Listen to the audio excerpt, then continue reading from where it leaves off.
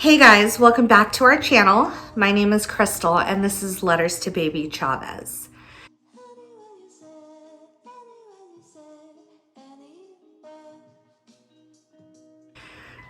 On this week's episode, I am going to talk to you guys about how to support somebody who is going through a very dark time.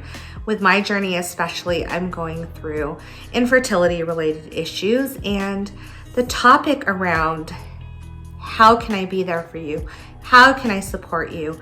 Are all valid questions. So I wanted to really just dive into this conversation, as it is very important, to help kind of guide and show you guys along the way on how you can be there for a friend who's dealing with infertility or any type of dark point in one's life.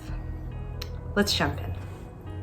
Ever since my husband and I have opened up about our infertility related issues and we've made it public, the one question that still stands is, Crystal, how can I be there for you? I want to be there for you. I just don't know how. And that is such a great starting point. The will of a person who wants to be a friend but just doesn't know how or is afraid of pushing buttons is a really healthy starting point. The truth of the matter is, imperfect support is better than no support at all.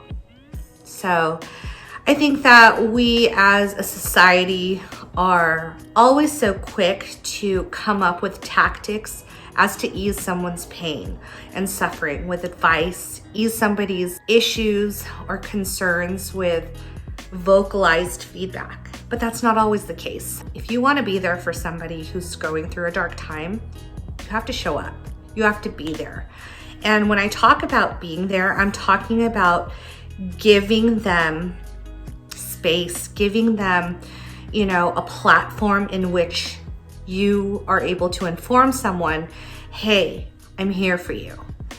And a lot of the times, as silent sufferers or public sufferers with infertility, we just want to be heard.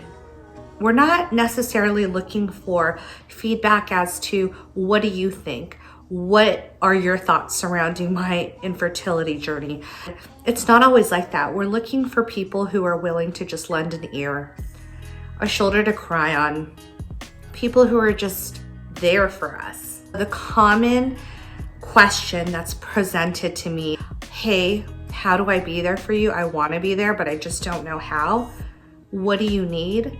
Goes such a long way, because not only are you allowing your friend to be open and raw and honest as to what they need, you're allowing them to share a piece of them that not a lot of people understand.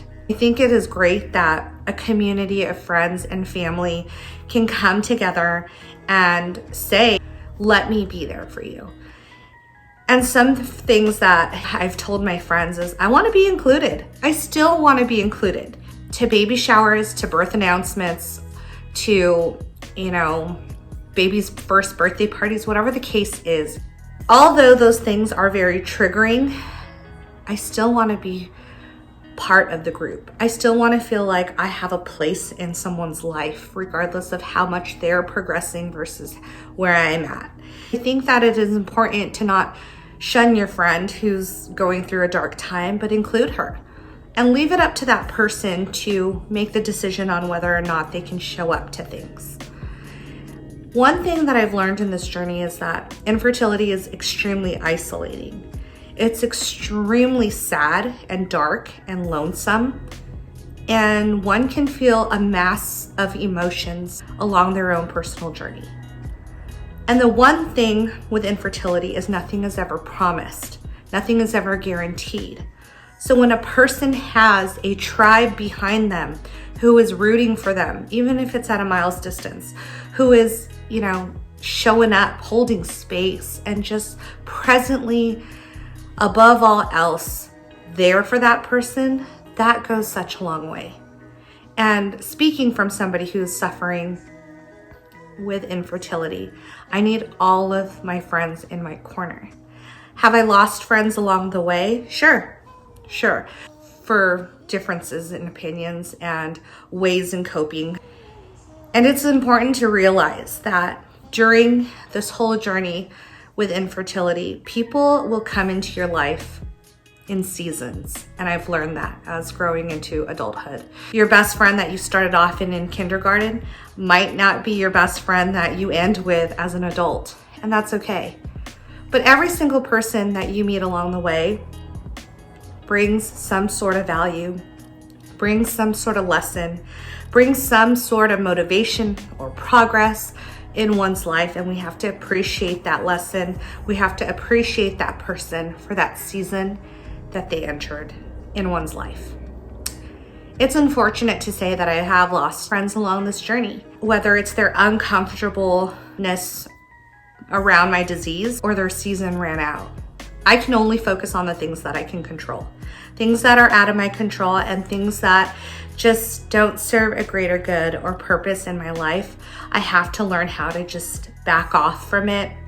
And as somebody who is a fixer of nature, I really want to make sure that I'm hanging on to all of my relationships that have stood the test of time. But that's a two-way street. So moving back into the topic of how to be there for friends suffering in dark times is just allowing somebody to feel and validating their feelings.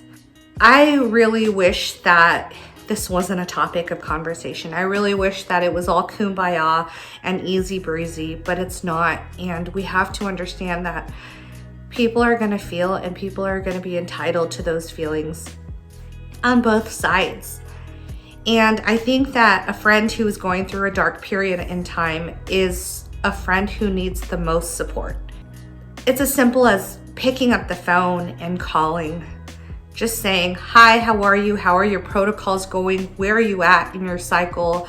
How is the break treating you? Whatever the conversation is, just showing up and showing that you care is going to be great enough. Another thing is being a good listener, not having to feel like you have to contribute your 2 cents all the time, but more so just listening to the person's pain and struggles. And you don't have to worry about saying the right thing, but saying nothing at all is void enough. Show up for your friend. Show up for somebody who is really going through, the fires. Show them that you care. Send them a postcard. Just show up. Be present in the space. Be present in knowing where they are. And they probably won't be the funnest to be around, but that's when they need you the most. So I ask you to be kind, to be understanding, to go into this wholeheartedly knowing that they might not be the most wonderful, spectacular, fun person to be around at that given moment,